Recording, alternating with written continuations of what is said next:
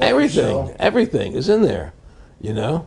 And so they want a one world government controlled by them, everybody being chipped, all your money in those chips, and they control the chips, and they control people, and you become a slave, you become a serf to these people. That's their goal, that's their intentions. Eric, can you be specific about when you met Rockefeller, how it happened in these discussions?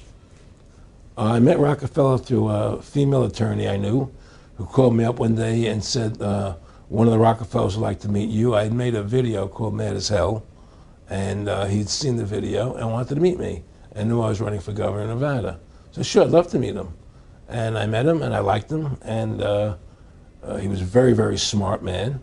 And we used to talk and share ideas and thoughts. And he's the one who told me 11 months before 9/11 ever happened that there was going to be an event. Never told me what the event was going to be, but there was going to be an event. And out of that event, we were going to invade Afghanistan to run pipelines from the Caspian Sea. We were going to invade Iraq, you know, to take over the oil fields, establish a base in the Middle East, and make it all part of the New World Order. And we'd go after Chavez in Venezuela. And sure enough, later, 9/11 happened. And I remember he was telling me how how you're going to see soldiers looking in caves for people in Afghanistan and Pakistan and all these places. And there's going to be this war on terror, which there's no real enemy.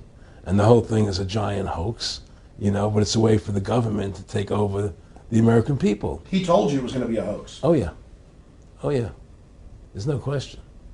He says, there's going to be war on terror. And he's just laughing. There's no...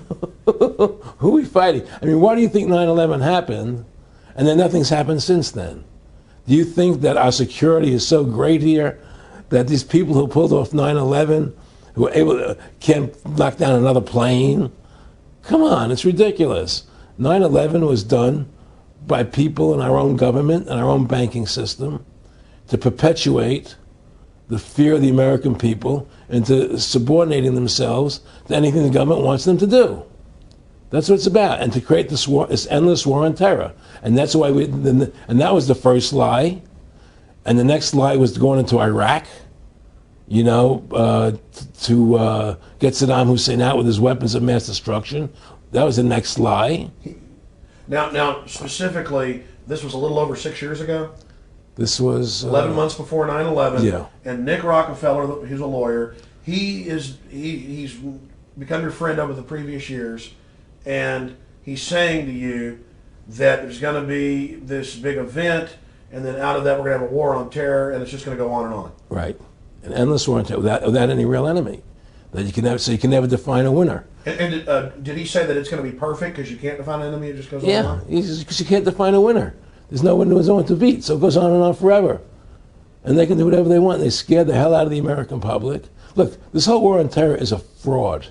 It's a farce. It's very difficult to say it out loud because people are intimidated against saying it. Because if you say it, they want to make you into a nutcase. But the truth has to come out. That's what